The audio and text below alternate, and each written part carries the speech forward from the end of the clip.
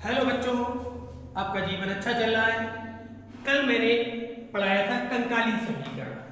तो कंकाली समीकरण में था असंतुलित रासायनिक समीकरण को कंकाली समीकरण कहते हैं। आज की हेडिंग है आपका रासायनिक समीकरण को संतुलित करना। अब यहाँ पर रासायनिक समीकरण को संतुलित करना सीखना है। यदि आपको केमिस्ट्री में अभिक्रियाओं के ऊपर कमांड रखनी है तो आपको रासायनिक समीकरण संतुलित करना आना चाहिए, तभी आप केमिस्ट्री में बेहतर तरीके से कुछ कर सकते हैं। तो बात आती है कि रासायनिक समीकरण को संतुलित क्यों किया जाता है। तो सबसे पहले कुछ सीखते हैं क्यों रासायनिक समीकरण को संतुलित क्यों किया जाता है। तो एक आपने कक्षा 9 में पढ़ा होगा, द्रव्यमान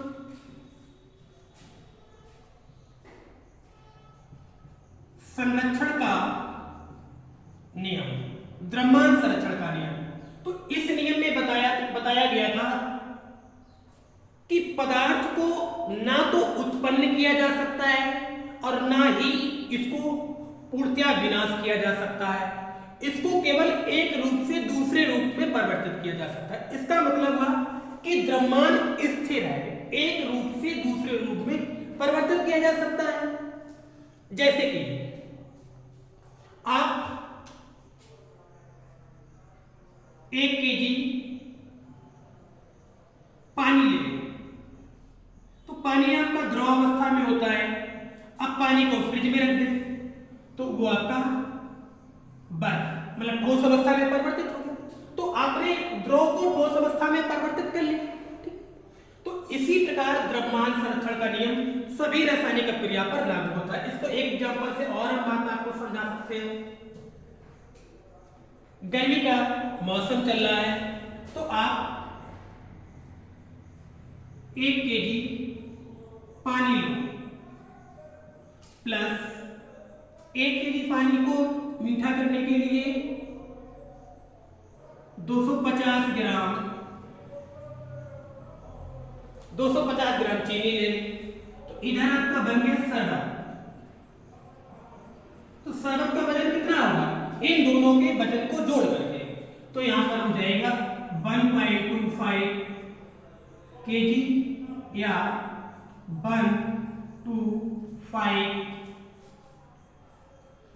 ग्राम, 1250 ग्राम या फिर 1.25 किलोग्राम। ओके, तो जितना ही अभिकारक में वजन होता है उतने ही वजन का उत्पादन होता है। ओके, तो अब यहां पर रासायनिक समीकरण को संतुलित करने की बात सीखते हैं। क्यों करते हैं? तो सभी रासायनिक प्रक्रिया द्रव्यमान संरक्षण के नियम का पालन करते हैं, इसलिए रासायनिक समीकरण को संतुलित करना अनिवार्य होता है। तो रासायनिक समीकरण को संतुलित करने से पहले एग्जाम्पल में हम आपको जैसे लिखते हैं,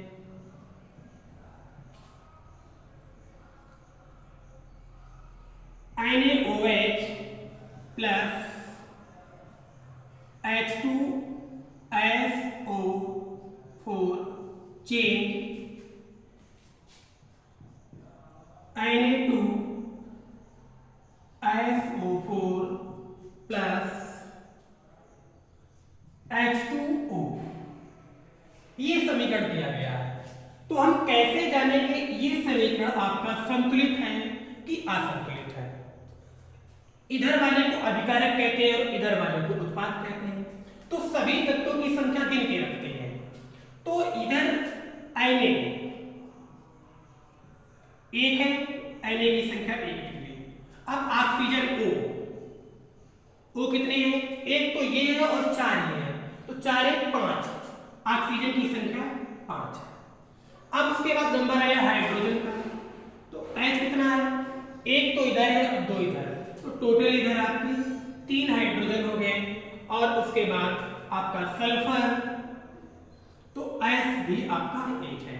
तो अभिकारक में आपके 4 प्रकार के तत्व हैं, सोडियम, ऑक्सीजन, हाइड्रोजन और सल्फर, और इनकी संख्या 1 5 3 1। अब इधर गिनते हैं, Na 2 है,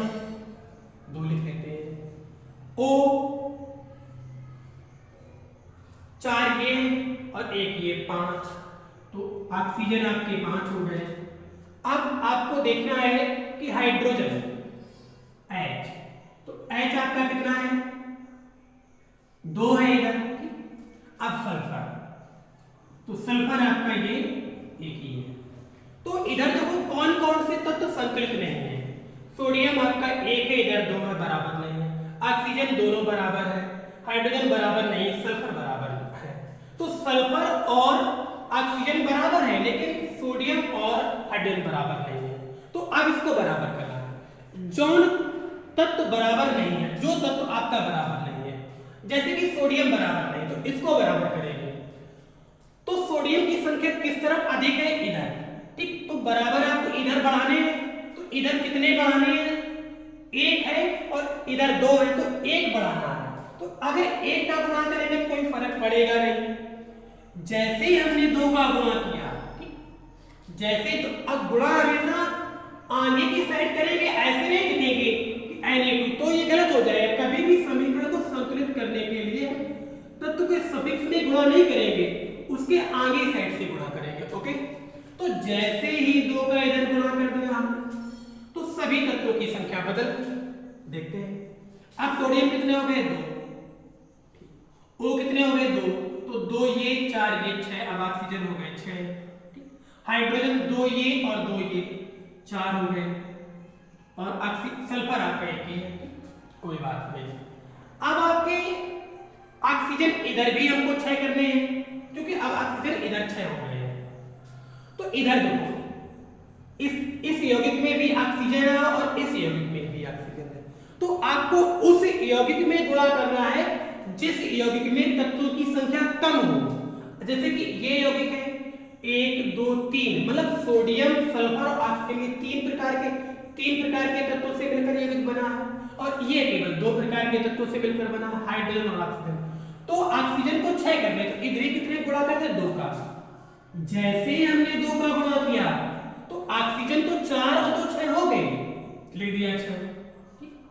लेकिन हाइड्रोजन 2 दूनी 4, चलो अब इधर 4 हो गए, इधर कितने हैं, 4 हो गए, ठीक, सल्फर हो गए। तो अब सभी तत्व गिन लो, Na 2, O 2 4 6, हाइड्रोजन 2 2 4, सल्फर 1 इधर, और इस तरफ Na 2, ऑक्सीजन 4 2 6, और हाइड्रोजन आपके 2 दूनी 4 और सल्फर आपका 1 4। तो दोनों तरफ आपके तत्वों की संख्या बराबर होगी। जब दोनों तरफ तत्वों की संख्या बराबर होगी, तो ये समीकरण आपका कैसा हो गया,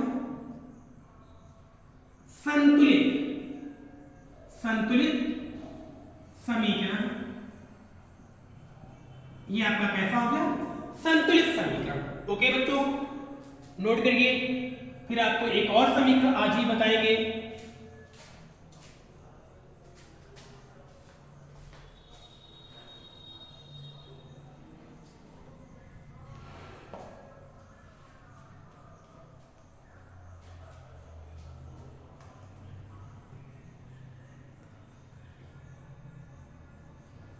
AlOH का होल थ्राइस प्लस H2O चेन AlCl3 प्लस H2O। इस समीकरण को आप लोग घर से संतुलित करना। ओके, वीडियो को पॉज करना और आप संतुलित करना। जब आप नहीं कर पाएंगे तो आप कमेंट्स बॉक्स में लिखिएगा, और फिर हम आपको अगले दिन बताएंगे। ओके, धन्यवाद।